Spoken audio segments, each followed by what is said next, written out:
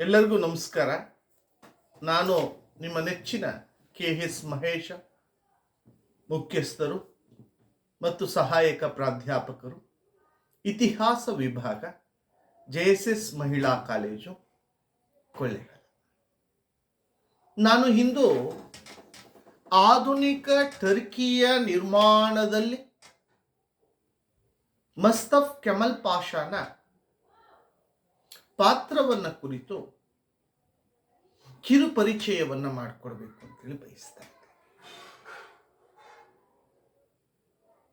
ಸಂಪ್ರದಾಯಶೀಲ ರಾಷ್ಟ್ರವಾಗಿದ್ದ Turkey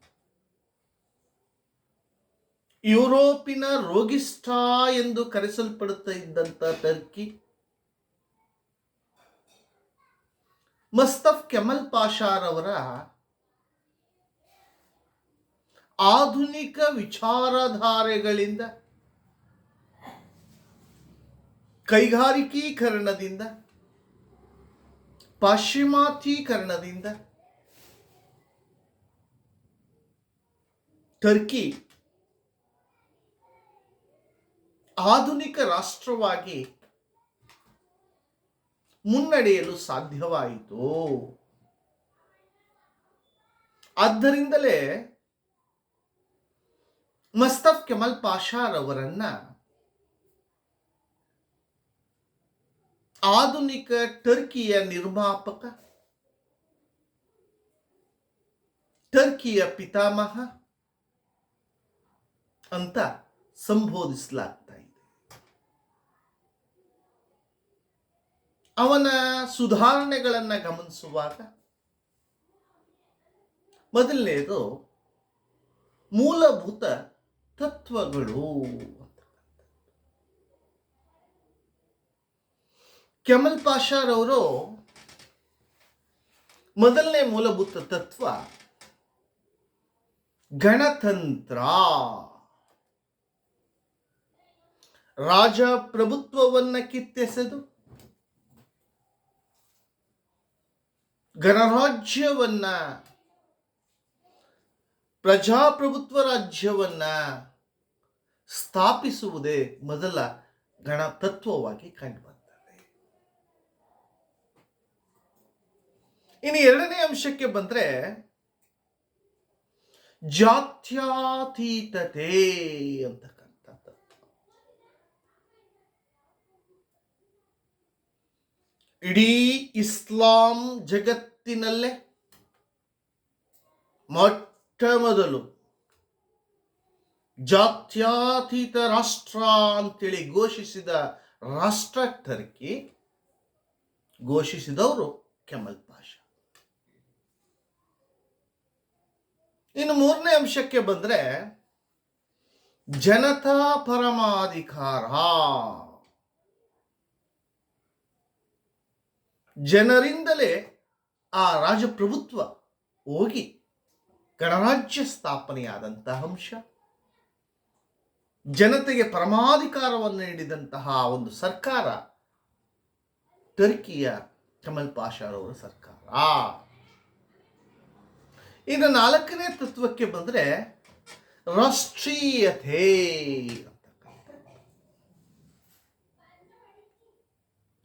ಟರ್ಕರಿಗಾಗಿ Turkey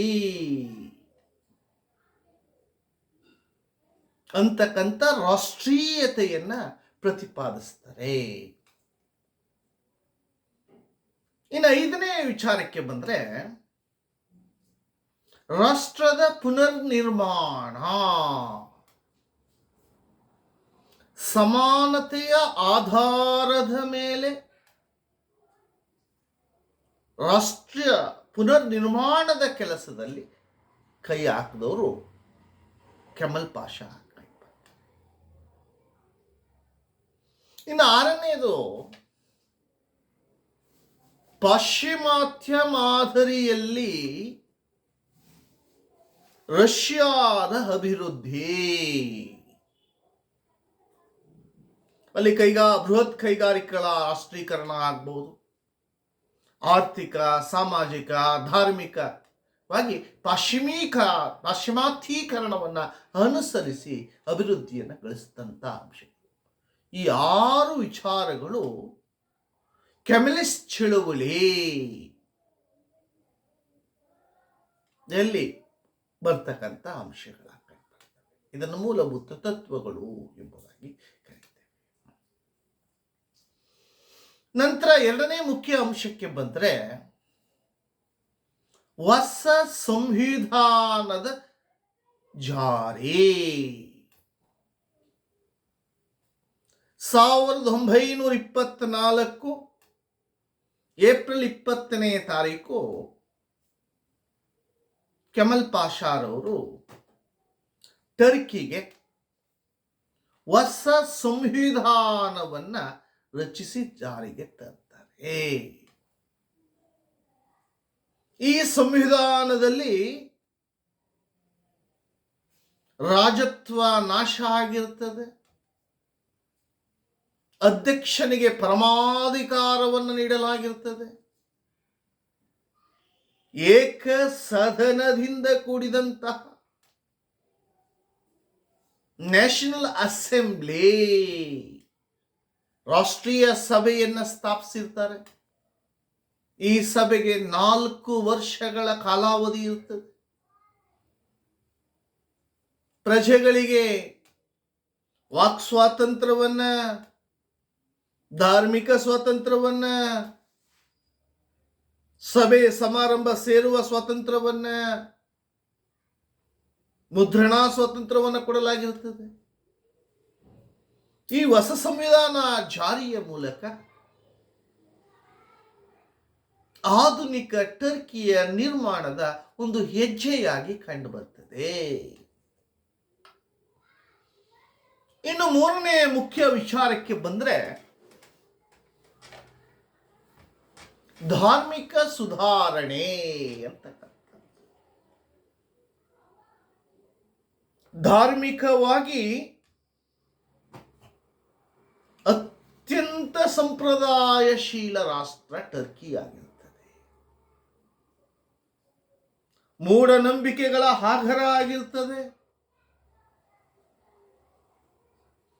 ಅಲ್ಲಿದ್ದಂತಹ ಶರಿಯತ್ ಕಾನೂನುಗಳನ್ನ ತೆಗೆದು ಹಾಕುವುದರ ಮೂಲಕ ಆಧುನಿಕ ಟರ್ಕಿಯ ನಿರ್ಮಾಣಕ್ಕೆ ಬೇಕಾದ ಕ್ರಮಗಳನ್ನು ಕೈಗೊಳ್ತಾರೆ. ಮೊದಲನೇದಾಗಿ ಖಲೀಫನ ಹುದ್ದೆಯನ್ನ ರದ್ದುಗೊಳಿಸ್ತಾರೆ. ಎರಡನೇದಾಗಿ ಮುಲ್ಲಾಗಳಿಗೆ, ಮೌಲ್ವಿಗಳಿಗೆ ಇದ್ದ ಅಧಿಕಾರವನ್ನ ಕಿತ್ಕೊಳ್ತಕ್ಕಂಥ ಕೆಲಸ ಮಾಡ್ತಾರೆ. ಆ ಮೂಲಕ ಆಧುನಿಕವಾದ ಆಲೋಚನೆಯನ್ನ ಮಾಡ್ತಕ್ಕಂಥ ಪಾಶ್ಚಿಮಾತ್ಯ ಮಾದರಿಯ ಧರ್ಮವನ್ನ ಅನುಸರಿಸ್ತಕ್ಕಂಥ ಕ್ರಮವನ್ನ ಕೈಗೊಳ್ತಾರೆ. ಧಾರ್ಮಿಕ ಸ್ವಾತಂತ್ರ್ಯವನ್ನ ಟರ್ಕಿಯ ಜನತೆಗೆ ಸಂಪೂರ್ಣವಾಗಿ ಕೊಡ್ತಾರೆ. ಎಲ್ಲದಕ್ಕಿಂತ ಹೆಚ್ಚಾಗಿ ಜಗತ್ತಿನ ಇಸ್ಲಾಂ ಜಗತ್ತಿನಲ್ಲೇ ಜಾತ್ಯತೀತ ರಾಷ್ಟ್ರ ಅಂತ ಘೋಷಿಸಿದ ಮೊದಲ ರಾಷ್ಟ್ರ ಟರ್ಕಿಯಾಗಿ ಕಂಡುಬರುತ್ತದೆ.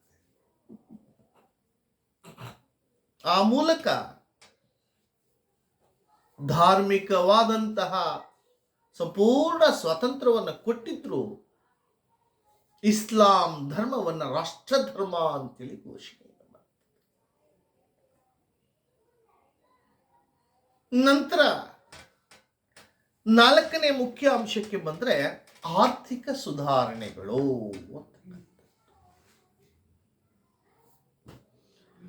ಕೃಷಿಯಲ್ಲಿ ವೈಜ್ಞಾನಿಕ ವಿಧಾನವನ್ನ ಅನುಸರಿಸ್ತಕ್ಕಂಥ ಕೆಲಸವನ್ನ ಮಾಡ್ತಾರೆ. ಕೃಷಿ ಅಭಿವೃದ್ಧಿ ಬ್ಯಾಂಕ್ಗಳನ್ನು ಸ್ಥಾಪನೆ ಮಾಡ್ತಕ್ಕಂಥದ್ದು, ಎರಡನೇದಾಗಿ ಕೈಗಾರಿಕಾ ಅಭಿವೃದ್ಧಿ ಬ್ಯಾಂಕ್ಗಳ ಸ್ಥಾಪನೆ ಮಾಡ್ತಕ್ಕಂಥದ್ದು. ಮೂರನೇದಾಗಿ ಗಣಿಗಾರಿಕೆಯನ್ನು ಅಭಿವೃದ್ಧಿಪಡಿಸ್ತಕ್ಕಂಥದ್ದು. ರೈಲ್ವೆ ಸಾರಿಗೆ, ರಸ್ತೆ ಸಾರಿಗೆ, ಬಂದರುಗಳನ್ನು ಅಭಿವೃದ್ಧಿಪಡಿಸ್ತಕ್ಕಂಥದ್ದು. ವ್ಯಾಪಾರ ವಾಣಿಜ್ಯವನ್ನು ಅಭಿವೃದ್ಧಿಪಡಿಸ್ತಕ್ಕಂಥದ್ದು. ವಾಣಿಜ್ಯ ಬ್ಯಾಂಕ್ಗಳನ್ನು ಸ್ಥಾಪನೆ ಮಾಡ್ತಕ್ಕಂಥದ್ದು. ಹೀಗೆ ಕೃಷಿ, ಕೈಗಾರಿಕೆ, ವ್ಯಾಪಾರ, ವಾಣಿಜ್ಯ ಪ್ರತಿಯೊಂದು ಕ್ಷೇತ್ರದಲ್ಲೂ ಅಭಿವೃದ್ಧಿಗೆ ಬೇಕಾದ ಕ್ರಮಗಳನ್ನು ಕೈಗೊಂಡ ಕೀರ್ತಿ ನಮ್ಮ ಕೆಮಲ್ ಪಾಷಾರವರಿಗೆ ಸಲ್ಲುತ್ತೆ. ಇನ್ನು 5ನೇ ವಿಚಾರಕ್ಕೆ ಬಂದ್ರೆ ಶಿಕ್ಷಣದ ಸುಧಾರಣೆ. ಶೈಕ್ಷಣಿಕ ರಂಗದ ಸುಧಾರಣೆಯಿಂದ ಸರ್ವಸ್ವೂ ಪ್ರಗತಿ ಸಾಧ್ಯ ಅಂತಕ್ಕಂಥ ನಂಬಿಕೆಯನ್ನು ಹೊಂದಿರ್ತಾರೆ. ಅನಕ್ಷರಸ್ಥ ಟರ್ಕಿ ಜನತೆಗೆ ಉಚಿತ ಕಡ್ಡಾಯ ಪ್ರಾಥಮಿಕ ಶಿಕ್ಷಣವನ್ನು ಕೊಡ್ತಕ್ಕಂಥ ಕೆಲಸವನ್ನ ಮಾಡ್ತಾರೆ. ರಾಷ್ಟ್ರಾದ್ಯಂತ ಏಕರೀತಿಯ ಶಿಕ್ಷಣ ಪದ್ಧತಿಯನ್ನು ಜಾರಿಗೆ ತರ್ತಕ್ಕಂಥ ಕೆಲಸವನ್ನ ಮಾಡ್ತಾರೆ. ಉನ್ನತ ಶಿಕ್ಷಣಕ್ಕೆ, ಅಭಿವೃದ್ಧಿಗೆ ಬೇಕಾದ ಕ್ರಮಗಳನ್ನು ಕೈಗೊಳ್ತಾರೆ. 2 ವಿಶ್ವವಿದ್ಯಾಲಯಗಳನ್ನು ಸ್ಥಾಪನೆ ಮಾಡ್ತಕ್ಕಂಥದ್ದು, 2 ಕೃಷಿ ಶಾಲಾ ಕಾಲೇಜುಗಳನ್ನು ಸ್ಥಾಪನೆ ಮಾಡ್ತಕ್ಕಂಥ ಕೆಲಸವನ್ನ ಮಾಡ್ತಾರೆ. ಉನ್ನತ ವಿದ್ಯಾಭ್ಯಾಸಕ್ಕೆ ವಿದೇಶಗಳಿಗೆ ಹೋಗ್ತಕ್ಕಂಥ ವಿದ್ಯಾರ್ಥಿಗಳಿಗೆ ಪ್ರೋತ್ಸಾಹಿಸಿ ಶಿಷ್ಯ ವೇತನವನ್ನು ಕೊಡ್ತಕ್ಕಂಥ ಕೆಲಸ ಮಾಡ್ತಾರೆ. ವಿದೇಶಿ ಶಿಕ್ಷಕರನ್ನ ಕರೆಸಿ ಶಿಕ್ಷಣದ ತರಬೇತಿಯನ್ನು ಕೊಡ್ತಕ್ಕಂಥ ಕೆಲಸ ಮಾಡ್ತಾರೆ. ಇಂಗ್ಲಿಷ್ ಮತ್ತು ಫ್ರೆಂಚ್ ಭಾಷೆಯಲ್ಲಿ ಬೋಧನಾ ಕ್ರಮವನ್ನು ಅಭಿವೃದ್ಧಿಗೊಳಿಸ್ತಕ್ಕಂಥ ಕೆಲಸ ಮಾಡ್ತಾರೆ. ಒಟ್ಟಿನಲ್ಲಿ ಶೈಕ್ಷಣಿಕ ರಂಗದಲ್ಲಿ ಟರ್ಕಿಯನ್ನ ಮುಂದುವರಿದ ರಾಷ್ಟ್ರವಾಗಿ ಮಾಡತಕ್ಕಂಥ ಕೀರ್ತಿ ಕೆಮಲ್ ಪಾಷಾರವ್ರಿಗೆ ಸಲ್ಲುತ್ತೆ. ಇನ್ನು 6ನೇ ವಿಚಾರಕ್ಕೆ ಬಂದ್ರೆ ಪಾಶ್ಚಾತ್ಯೀಕರಣ, ಐರೋಪೀಕರಣ ಅಂತಕ್ಕಂಥ ಅಂಶ. ಶರಿಯತ್ ಕಾನೂನುಗಳು ಕುರಾನ್ನ ಸಂಪ್ರದಾಯಗಳನ್ನು ಮೀರಿ ಪಾಶ್ಚಿಮಾತ್ಯ ಅನುಕರಣೆ ಮಾಡ್ತಕ್ಕಂಥ ಕೆಲಸವನ್ನ ಮಾಡ್ತಾರೆ.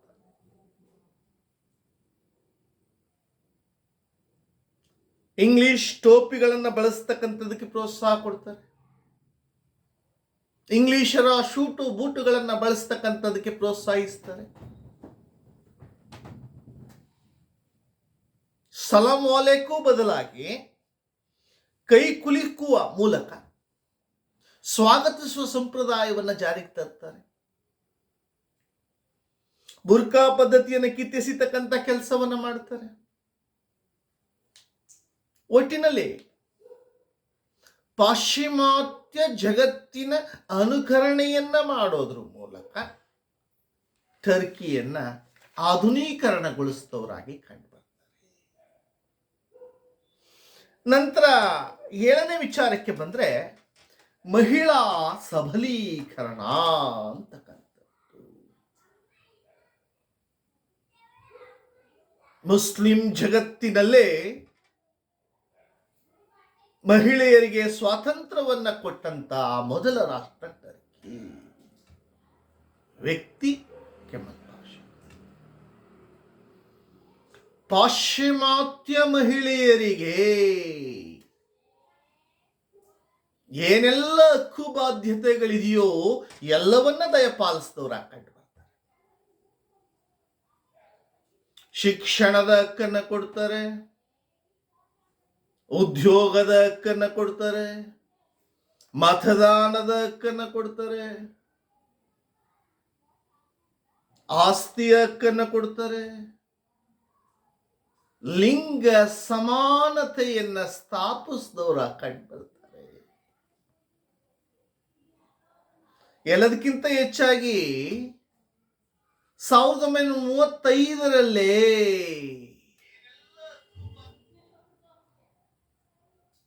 ಅಂತಾರಾಷ್ಟ್ರೀಯ ಮಹಿಳಾ ಸಮ್ಮೇಳನವನ್ನ ಟರ್ಕಿಯಲ್ಲಿ ಆಯೋಜಿಸಿ ಮಹಿಳಾ ಸಬಲೀಕರಣಕ್ಕೆ ಹೆಚ್ಚು ಉತ್ತೇಜನ ಕೊಟ್ಟವರ ಕಂಡುಬರ್ತಾರೆ. ಇನ್ನು 8ನೇ ವಿಚಾರಕ್ಕೆ ಬಂದ್ರೆ, ಕಾನೂನಿನಲ್ಲಿ ಸುಧಾರಣೆಗಳನ್ನು ತರ್ತಾರೆ. ಏನ್ ಶರಿಯತ್ ಕಾನೂನಿತ್ತೋ, ಕುರಾನಿನ ಅನ್ವಯ ಕಾನೂನುಗಳಿತ್ತು, ಅದಕ್ಕೆ ಬದಲಾಗಿ ಪಾಶ್ಚಿಮಾತ್ಯ ಮಾದರಿಯ ಕಾನೂನುಗಳನ್ನು ಜಾರಿಗೆ ತರ್ತಾರೆ. ಉದಾಹರಣೆಗೆ ಹೇಳಬೇಕು ಅಂದ್ರೆ, ಸ್ವಿಸ್ ಮಾದರಿಯಲ್ಲಿ ನಾಗರಿಕ ಕಾನೂನುಗಳನ್ನು, ಇಟಲಿ ಮಾದರಿಯಲ್ಲಿ ಕ್ರಿಮಿನಲ್ ಕಾನೂನುಗಳನ್ನು, ಜರ್ಮನ್ ಮಾದರಿಯಲ್ಲಿ ವಾಣಿಜ್ಯ ಕಾನೂನುಗಳನ್ನು ಜಾರಿಗೆ ತರ್ತಾರೆ. ಹೀಗೆ ಪಾಶ್ಚಿಮಾತ್ಯೀಕರಣದ ಆಧುನಿಕವಾದ ಕಾನೂನು ಪದ್ಧತಿಯನ್ನು ಜಾರಿಗೆ ತಂದ ಕೀರ್ತಿ ಕೂಡ ಕೆಮಲ್ ಪಾಷಾರವರಿಗೆ ಸಲ್ಲುತ್ತೆ. ಇನ್ನು 9ನೇ ವಿಚಾರಕ್ಕೆ ಬಂದ್ರೆ, ಮಿಲಿಟರಿ ಸುಧಾರಣೆಗಳು ಅಂತಕ್ಕಂಥದ್ದು. ಪಾಶ್ಚಿಮಾತ್ಯ ಮಾದರಿಯಲ್ಲಿ ವಾಯುಪಡೆಯನ್ನ ಸಜ್ಜುಗೊಳಿಸ್ತಾರೆ, ನೌಕಾಪಡೆಯನ್ನ ಸಜ್ಜುಗೊಳಿಸ್ತಾರೆ, ಭೂಪಡೆಯನ್ನ ಸಜ್ಜುಗೊಳಿಸ್ತಾರೆ. ಜೊತೆಗೆ ಆಧುನಿಕವಾದ ಶಸ್ತ್ರಾಸ್ತ್ರಗಳನ್ನು ಜಮಾವಣೆ ಮಾಡ್ತಕ್ಕಂಥ ಕೆಲಸ. ಏನು ರೋಗಿಷ್ಠ ಟರ್ಕಿ ಆಗಿತ್ತು, ಯುರೋಪಿನ ರೋಗಿಯಾಗಿದ್ದ ಟರ್ಕಿಯ ಸೈನ್ಯವನ್ನ ಬಲಾಢ್ಯ ಸೈನ್ಯವಾಗಿ ಮಾರ್ಪಡಿಸ್ತಾರೆ. ಪಾಶ್ಚಿಮಾತ್ಯ ಮಾದರಿಯ ತರಬೇತಿಯನ್ನು ಕೂಡ ಸೈನ್ಯಕ್ಕೆ ಕೊಡ್ತಾರೆ.